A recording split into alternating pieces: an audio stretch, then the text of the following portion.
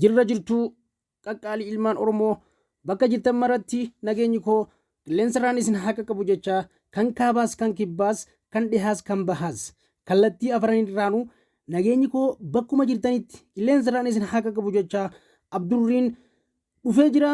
Ani abdiidha. Abdurriitich miidiyaarraa barnoota haala yerootti waliin wal qabate yookaan barnoota namni kamuu barachuu qabu kan dhalli namaallee itti jijjiiramuu danda'u yeroo yeroon isin biraan gahuun ka beekamu Abdurriitich miidiyaan arraas isin bira deebi'ee jira. Paartii isinitti aanu bakka irraa dhaaberraa isiniif kaasuuf amma dhufee jira. Barnoota waliin turtii gaarii like share subscribe comment barreessaa YouTube irratti viidiyoo takkitti yeroo laaltan achuma irratti maallaqa keessan guuttadhaa xumuraa waachaa horii kufee jira. Waachaa horii kiyya kan kufe kana naaf ol kaasaan isiniin ja'a. Abdurrii waliin turtii gaarii qabaadha. Yeroo dabre factor affecting consumption waliin laallee turre arrammoo isa jalaan gabbuunee eessa jirra mata duruma isaa jalatti jechuudha. Isa afraffaa income tax galii gibiraa yookaan income tax hajuurraa kaafnee hamma rabbiin laaffisee waliin deemna. Nagahan itti jabaadhaa. Yeroo keessanitti fayyadamaa. Yeroon kun daa'imandii illee yeroon ammaan tana maallaqa tahee jira. Yoo maallaqni keeqisaasee jireenyi keessirraa badaa maallaqa yeroon itti fayyadamaan isiniin jaa. Barnoota waliin turtii gaarii. Okay. Income tax galii gibiraa jechuudha. Poointii afraffaa isumadha addaan murreessan jechuudha. Jarjaruun taatanis warri kutaa 12 isinii jarjaruun hedduu hin barbaachisu. Hagara biillaaffisarraa yeroon waan nutti qaalee jiruuf hojiin iddoo garagaraatti waan nu hirattee jirtuuf biizii taane malee halkanii guyyaa isin biraan gahuudhaaf wanni takka nutti hin dhagahamu isin cinaa jirra.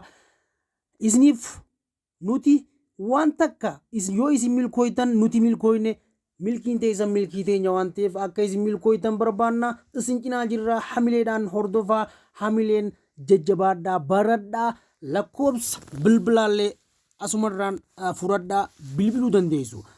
Haala kanaan jechuudha 09 24 39 20 46 isa kanarra bilbiltanii gaafii dhuunfaa yoo qabaattanis haala kanaan yeroo barbaaddanitti za'a barbaaddanitti jechuudha yoo gaafattan isiniif deebisuudhaaf Abdurriin qophiidha.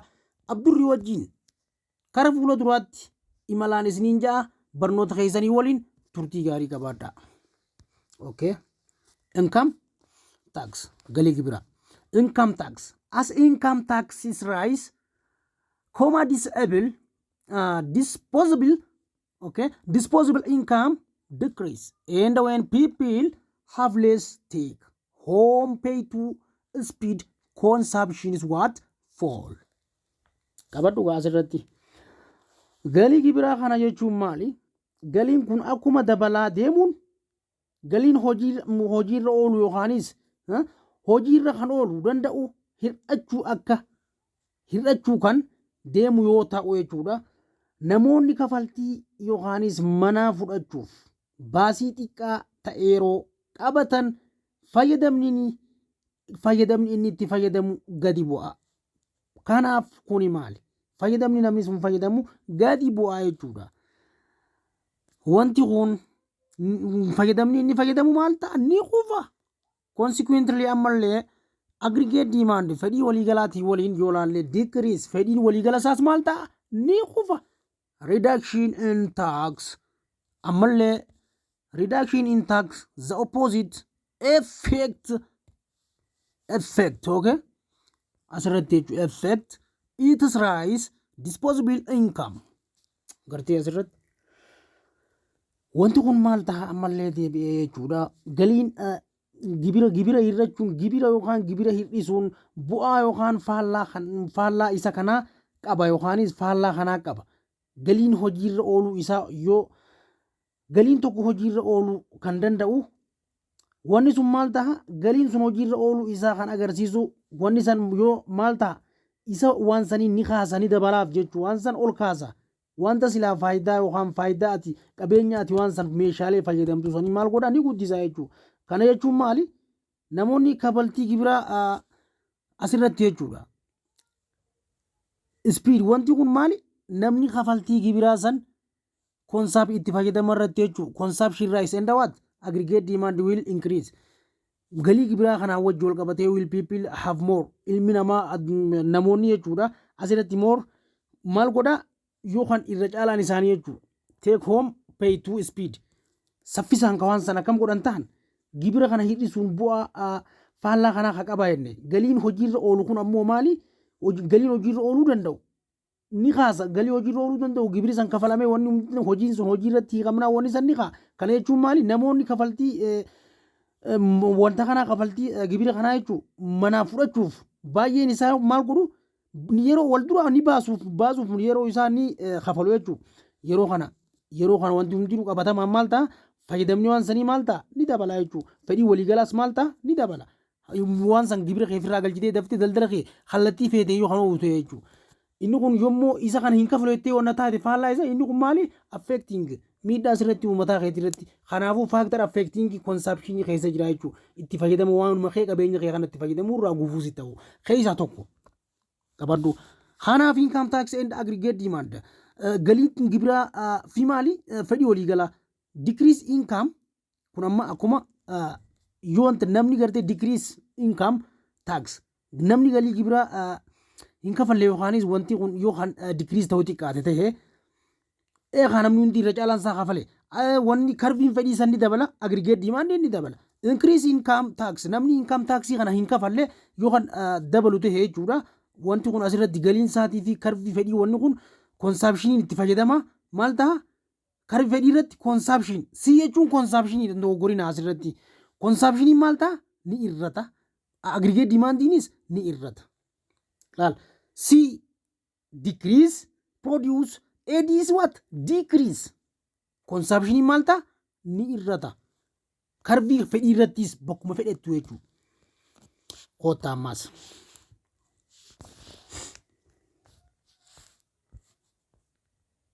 Eessa dhufna amma? Mata duree haarawaa dhufnee jirra jechuudha. Factor affecting investment. Factor affecting investment jechuudha. Kana jechuun amma maali?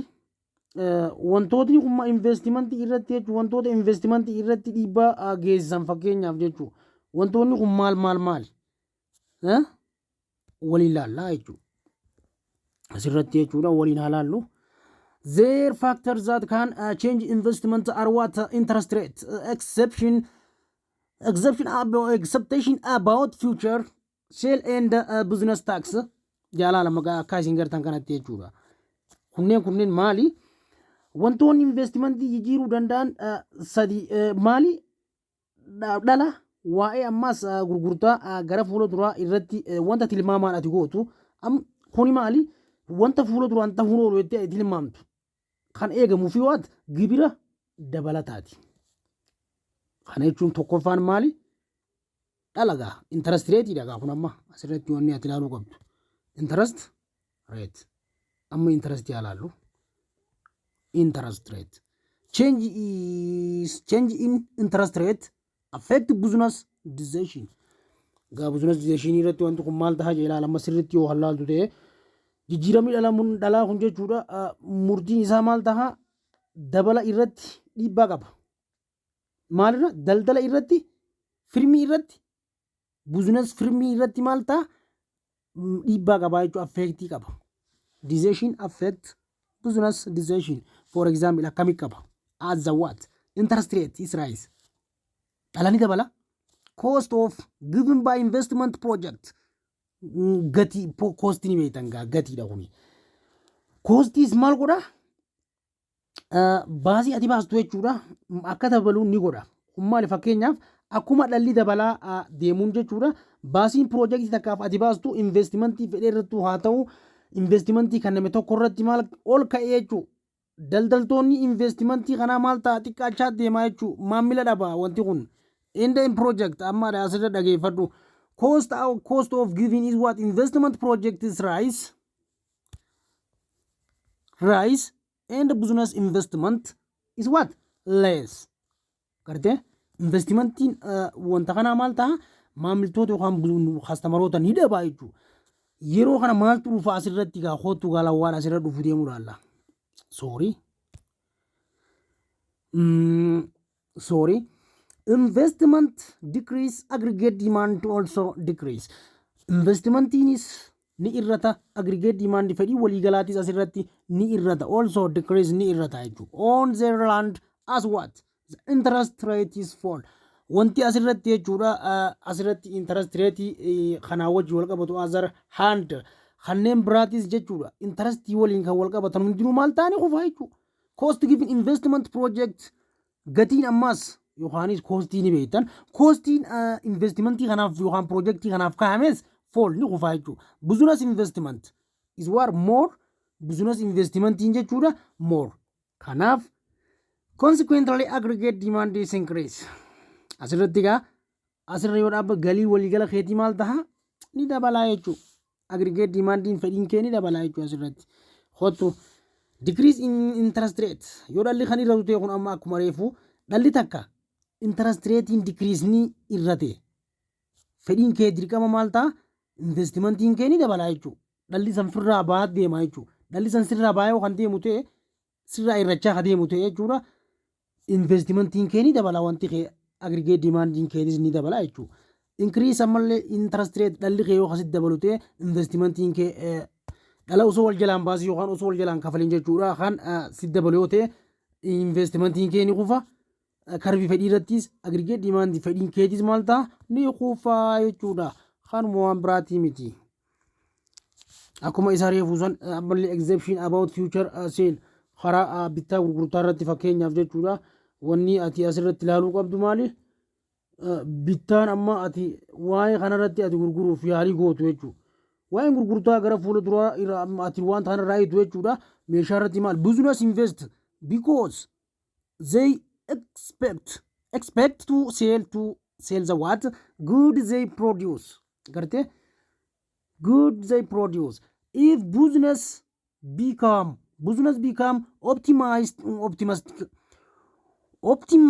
optimistic what? About future sale investment. Spending grow and aggregate demand is increase.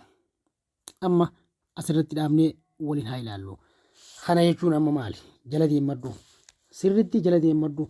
Waa'een gurgurtaa keetii jechuudha fakkeenyaaf.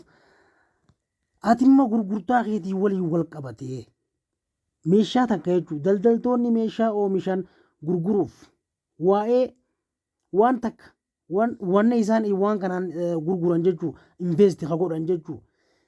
Eeganiif investimentii isaanii ni godha jechuudha. Dhaabbileen amma daldala gurgurtaa gara fuula duraa jechuudha. Asirra dhaabbatee ka tilmaamu yoo ta'e irratti abdii yoo qabaatan yoo abdiin ka jiraatu ta'e wanni sun ni milkeessa jee kan abdii qabaatu taanaan baasiin investimentii isaa maal ta'a guddataa deema yookaan inkiriis ta'a deema fedhii waliigala isaatis dabalaa deema jechuudha asirratti kanuma waan biraa miti asirra ilaaluu qabdu. Kanaaf isuma kana haala kanaan wanti isaanii hundinuu maal seel ka gurgurtu kanarratti oomishni isaa dabalaa fedhii kanarratti jechuudha optimistic in about future in sale what investment spending grow and aggregate demand is increase ammallee wanni isaa hundinuu maali fedhiin isaatis ni dabala investmentiin isaallee ni dabala jechuudha. Business become pessimistic about the investment pessimistic about future sale maal investmentiin isaatis kara fuula duraatti maali fedhiin waliigala isaan ni dabala jennee gama biraatiin ammallee daldaltoonni isaallee gurgurtaa irratti kara fuula duraatti gurgurtaa isaanii pessimistikii irratti maali ni dabalaaf yeroo kana gama biraatiin ammoo maali asirratti wanni ati ilaaluu qabdu investment spending contract and aggregate demand decrease kontraataatti jechuun kun maal taha asirratti waan takka qofaatu jira wanni san maali gama biraatiin daldaltoonni sila gurgurtaa gara fuula duraa irratti abdii kutannaa qaban yookaanis gaafa san shakkanii waan san dhiisan maal tahanii fedhiin isaaniillee ni irrata investimentiin isaaniillee ni irrata jechuudha. Wanna kana ni taa'ettee fuula dura yaaddaati waan kana jechuudha. Bar fedhumaati fuula dura irra dhaabbattee waan takka bittee keessa midhaan takka ta'us waan takka bittee keessa wanni san fuula dura ni dabaleettee dhuguma wanni san tura keessa ni dabala. Gaafa wanni sun dabale gabaa irra deessitee waan san gurguru jechuudha. Ammoo wanni sun gaafa san ni dabalu irra waan tanan godhu jettee ati waan san dhiifnaan waan ati irra asii dhiifisan fuutee maal goota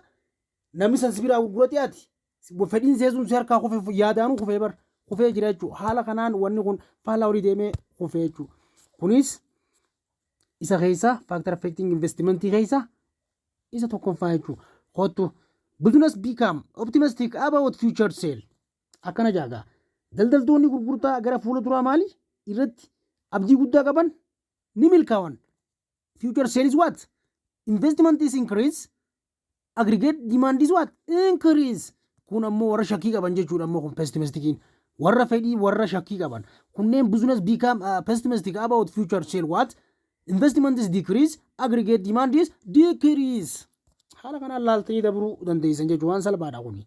Inni sadaffaa business tax. Okay? Business tax. Sirriitti hordofi. Kana jechuun business tax. Business tax. Business is naturally considered expected after tax profit when making their investment decision. For example, an increased business tax, lower accepted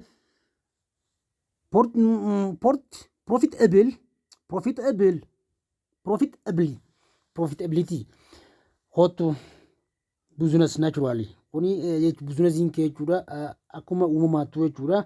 Maal taha daldaltoonni murtoo investmentii isaanii yeroo murtaa'e san keessatti bu'aa gibiraa boodaan irraa eegamu uumuun ni ilaallata. Wanta san hojii irratti agarsiisuun isaanii kana ilaallata. Fakkeenyaaf gibirri daldalaa tokkoo ka dabalu yoo ta'e jechuudha. Gibirri daldalaa tokkoo dabaluu isaatiin bu'aan eegamu gadi bu'a yookaanis ni irra ta'a. Bu'aan silaa ati gibirri akkasitti dabale taanaan bar wanni ati tirfii waan kanarraa harkattu maali? Hinjiru jechuudha. Eella bu'aan ati isarraa harkattu ni irra ta'a. Increase business taxes dabale taanaan lower accepted what? Profitability. Wanni sammaan ni kufa. With less profit expected, business invest less. Okay? Haala kanaan laaluu danda'uu qabdaa jechuudha.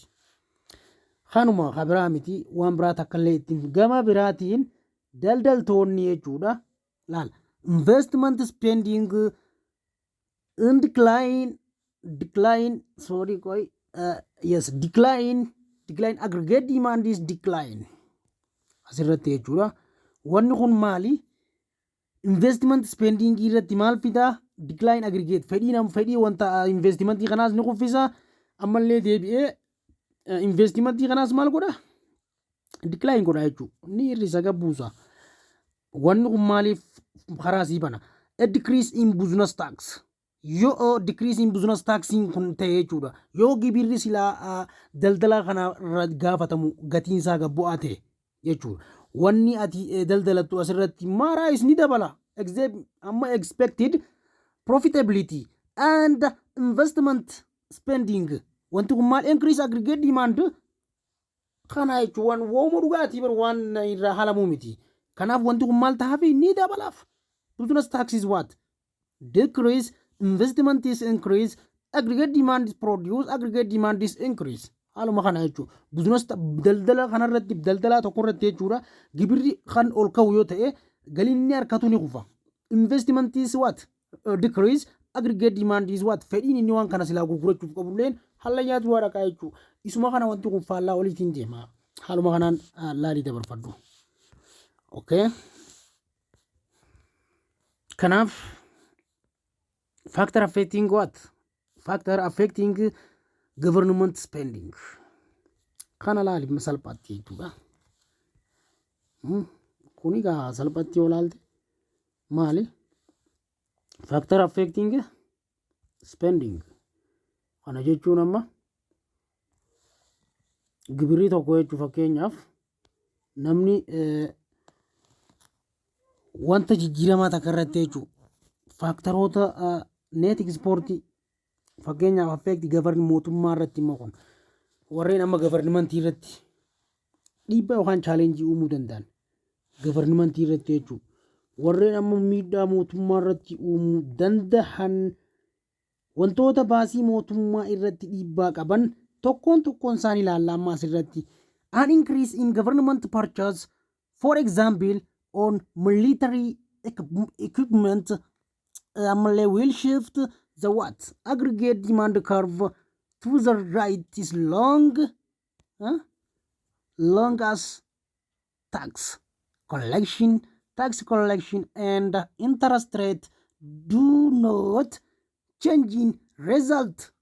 Okay, laalu dandeessa amma ammagaa dhageeffadhu. An increase in government purchase kana jechuun bittaa mootummaa tokko yoo dabalu ta'e fakkeenyaaf meeshaalee waraanaa irratti egaa mootummaan meeshuma waraanaa fa'aadha wanni inni irra caalaan hojii irratti kan oofu jechuudha. Haga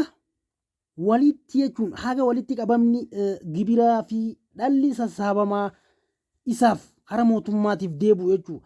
Kanaaf hin jijjiiramnetti jechuudha. Karbiin fedhii waliigala mootummaa kana karaa mirgaattiin ni jijjiirama jechuudha. Kun jechuun maali?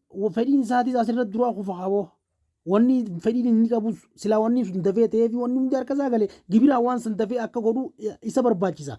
Kanaaf gibirri isaatis ni kufe wanni inni silaa waan san hin dafee godhus harka waan dafee hin ga'iniif fedhii fi wanni isaa hojii irratti hiikusunis ni kufe harka. Kanaaf akkas ta'a. Kootu ammaas. Kun ammoo faalluma isaa kanatti jechuudha. Baasii mootummaa amma fakkeenyaaf long tax collection and interest rate do not change in result jenne. Kun ammoo sababuma isa kanaatiin jechuudha. Baasiin isaa faalla kanaatiin maal ta'a? Baasiin mootummaa hir'isuu yookaanis kufu akka waliigalaatti jechuudha. Karbii fedhii irrattis kan nu ibsuu fi gama mirgaattis karbii irratti kan jijjiiramu ta'uu isaa faallaa kanaatiin ammoo baasiin mootummaa ni hir'isu.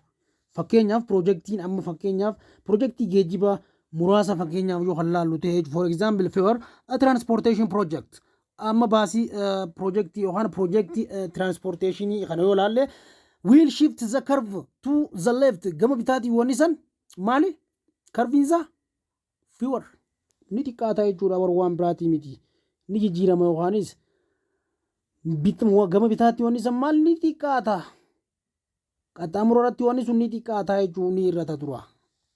Bu'aan isaanii tuqamaa jechuudha. Kanaafuu kanaan xumurraa jechuudha wanti kun. Hootu ammas factor affecting net export yaalaalummaa. Isa kana laallee ni goolamna. Okay? Net export. Wantoota maali al ergi ni beektan gaa al ergi exchange gama alaa biyya alaatti ergitee biyya alaarraa bu'aa waan si ta'a fudhachuu jechuudha. Meeshaa jira asitti ergitee meeshaa bilchaataa biyya alaarraa fudhachuu murteessoo meeshaa ta'an amma fakkeenyaaf iddoon kun iddoo murteessoodha. The main determinants of net export are domestic and foreign income, relatively price, exchange rate, domestic and foreign trade policy, and performance and technology. Dhageeffadhu ammaas asirratti jechuudha. Kana jechuun amma fakkeenyaaf meeshaaleen murteessoo ta'an yookaanis murteessitoonni fakkeenyaaf ijoo meeshaan ijoon isaan ala ergiif qulqulluu isaan jedhanii qopheessan galii biyya keessaa fi alaas gatii firaa yookaanis sharafa biyya alaa kan itti sharafsan keessatti jechuudha.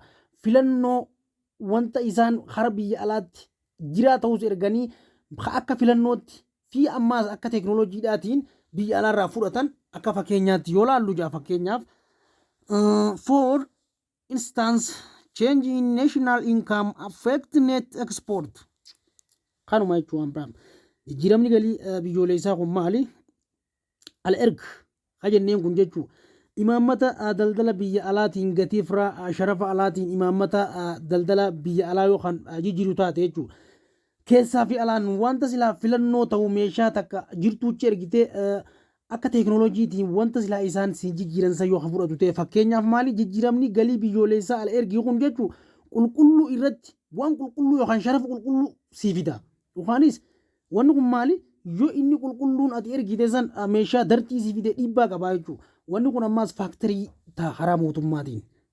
Waan bareedduu isaanii erganii hamtuu kan isaan erganiif ta'e jechuudha. Akkuma ammallee fakkeenyaaf galii biyyoolessaa fakkeenyaaf maali isaan just as in Ethiopian earn national income so do people in other country fakkeenyaaf biyya biraatii wajjin jechuun wanti ati qabdu yoo kan laaltu taate jechuudha biyya biraatii wajjin wanti ati qabdu jechuudha akkuma wanni san dhiibbaa qabdu fakkeenyaaf jijjiiramni ati alergiif qabdu san jechuun waan bareedduu ergitee hamaa yoo kasee qaqqabu ta'e siif wanni san dhiibbaadha jechuudha akkuma wanni san jechuun galii biyyoolessaa biyya Itoophiyaa galii biyyoolessaa itti argatan namoonni biyyoota biroos akkuma waan kanaa fakkeenyaaf galiin isaanii maal ta'a biyya alaa dhugaa biyya alaa ammaas akkuma gartee dabalaa deemuun namuu lammiin biyya alaa sun biyya tanarraa wanta barbaachiftuu yookaan wanta qulqulluu barbaada inninis deebi'ee wanta qulqulluu isaanirraa barbaada jechuudha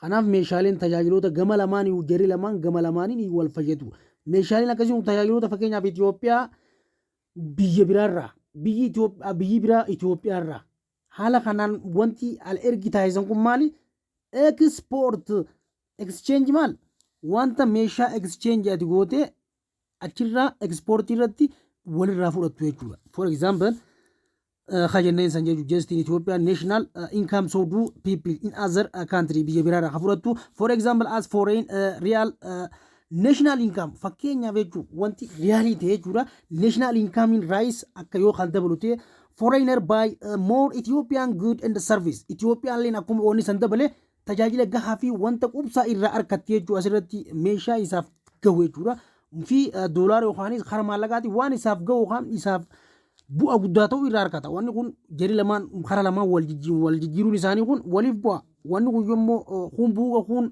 gaarii ta'e asirratti faaktaroota ta'eeti mootummaa miidhaa jechuudha isaan Ethiopian export rice wanti isin ichi ergitu kun rice katabu yoo ta'e and export is rice wanni sunis rice ta'uu qaba net export is rice ammas net exporting rice yoo kan ta'u ta'e ammallee center purpose wanni san maal taha gama lachuutuun wanni san walgitee wal qarqabe jechuudha ammallee haaluma saniin as net export rice aggregate demand is increase fedhii waliigalaatii waan kan asirratti ni dabala wanni isaan erganiis gama lachuutuun dabale jechuudha asirratti tajaajila gaa Itoophiyaan asirraa argattee biyyi silaa meeshaan sun dhayiteefis irraa tajaajila gaa argatte waan ta'eef this Ethiopian export exchange irratti rice exchange rice wanni sun exchange isa wanni isaa wal jiransa rice ni dabale export is rice wanni irraa fudhatees maal ta'e ni dabale kanaaf net exportiin maal ta'e rice ta'e jechuudha asirratti maas wanni san gama lachuutuun wal gite jechuudha asirratti fedhiinis maal ta'a